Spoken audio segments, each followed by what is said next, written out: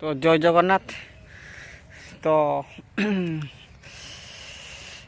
तो बर्तमान पूरा शीत दिन पहुँची आसी सका सका बहुत जोर शीत भी पड़ू। तो सका सका उठिकी तो नदी आडू टे बुली आसिकी तो सका सका घर काम लगी पड़ी। तो आमर घर पूरा जो खोला से जगह पूरा माटी पड़ुची तो माटी पकाउली आउे आमर आज पूरा चाउल दिया होता आमर।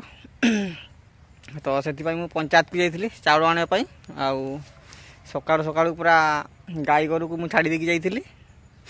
तापर चाउल नहीं कि आसिली तो अबे पूरा जाऊँगी गाई पाख को।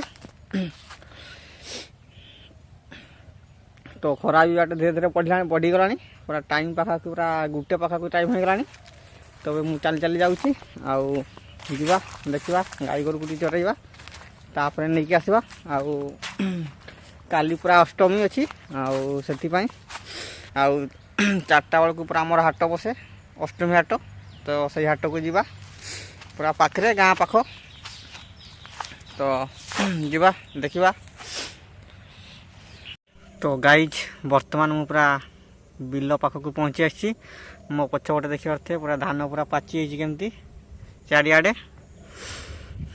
तो यही साइड को देखो पूरा धान पूरा यार सब पाची नदी साइड आउ अधिकांश जगार पूरा धान कटा पूरा चली बर्तमान आउ पूरा पहुँची आसी गाई गोरु पाख को।